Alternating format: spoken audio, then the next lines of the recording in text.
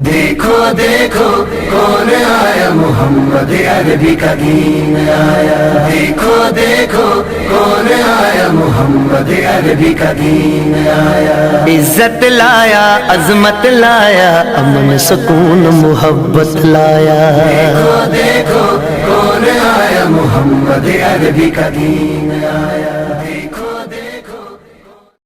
کہتے ہیں کہ ایک مولوی صاحب تقریر فرما رہے تھے، انہوں نے کہا کہ حضرت یوسف علیہ السلام کو جیل میں ڈالنے سے پہلے ان کا منہ کالا کیا گیا، گدے پہ بٹھایا گیا، شہر کے چکر لگوائے کہ نعوذ باللہ ثم نعوذ باللہ لا حول ولا قوت الا باللہ العلی العظیم۔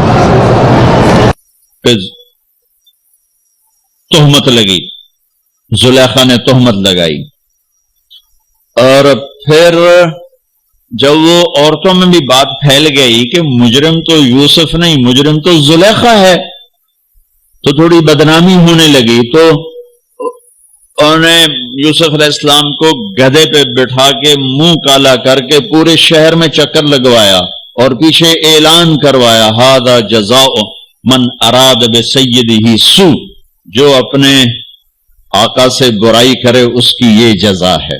یہ بازار میں نبی ابن نبی ابن نبی ابن نبی گدے پر پھرایا جا رہا۔ انا للہ و انا، اللہ پاک اپنے انبیاء کو اتنا ذلیل اور رسوا نہیں کرتے۔ انا لننصر رسلنا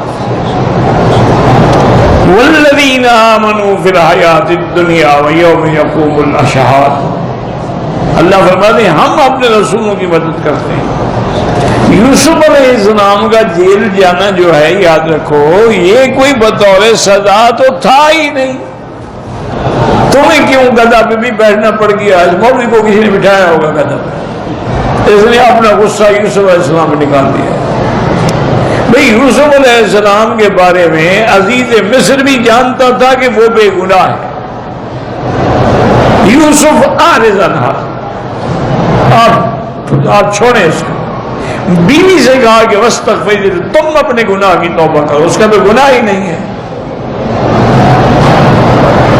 پھر جب عورتوں نے مکر چلایا تو اب یوسف علیہ السلام گھبرا گئے کہ پہلے تو ایک تھی، اب تو کئی میرے پیچھے پڑ گئی ہیں۔ تو انہوں نے خود دعا مانگی تھی کہ رب السجن احب الی مما یدعوننی الیہ، کہ یا اللہ ان کے مکر سے تو مجھے جیل بھیجے ہوئے تھے۔ تو یہ تو ان کی اپنی دعا تھی۔ اور دوسرا یہ ہے کہ عزیز مصر نے اور اس کی بیوی نے بھی یہی مشورہ کیا کہ بات پھیلتی جا رہی ہے، پھیلتی، بہتر ہے کہ ہم یوسف کو جیل میں بھیج دیں۔ وہ تو جانتے تھے کہ یوسف بے گناہ ہے۔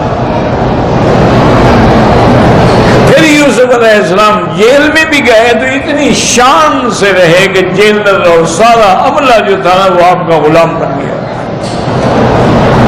وہی دو آدمیوں نے آپ سے خواب کی تعبیریں پوچھی، تو یہ تو ان کی اپنی ایک مانگی۔ اس لیے جب بہت عرصہ گزر گیا، رہائی نہ ملی، تو حضرت یوسف علیہ السلام نے تہجد کے وقت اللہ سے درخواست کیا، اللہ اب تو بہت مدت ہو گئی ہے، میں جیل کی زندگی سے تنگ آ گیا ہوں۔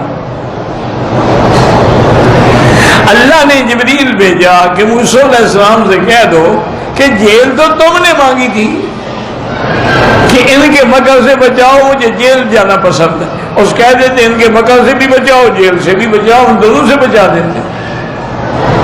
اس لیے ایسی باتیں کرنا جو پیغمبر کے شان کے خلاف ہوں، آدمی کافر ہو جاتا۔ اسی لیے علماء نے لکھا ہے کہ جیسے مشہور طور پہ مولوی کہہ دیتے ہیں کہ یوسف حضرت ایوب کے بدن میں کیڑے پڑ گئے تھے سر سے پاؤں تک، اور زبان میں بھی وہ کیڑے پڑ گئے، تو انہوں نے رو کے کہا کہ اللہ تیرا نام لے لیتا تھا، اب زبان پہ بھی کیڑے آگے، نام ہی میں نہیں لے سکتا، تو اب اللہ نے حکم دیا کہ پاؤں مار۔ یہ بھی غلط بات ہے، کیڑے پڑنا کوئی اچھی بات ہے؟ جب قرآن نے نہیں کہا، تم نے کہاں سے کیڑے پکڑ لیے ہیں؟ قرآن کہتے ہیں انی مسنی الضر، مجھے تکلیف پہنچی، رب انی مسنی الشیطان بنصب وعذاب، کوئی آپ کو تکلیف ہوئی؟ لیکن یہ کہنا کہ وہ کیڑے پڑ گیا تھے غلط بات۔ इसीलिए उलमा ने लिखा है कि हजरत याकूब को भी अंधा न कहो, अंधा कहना ऐब है,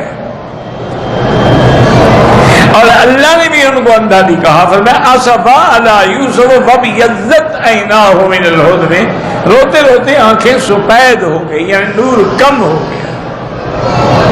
तुम ऐसी बातें कहते हो, इन्ना लिल्लाहि व इन्ना इलैहि। आजकल क्या करेंगे, हर आदमी बन गया मौलवी।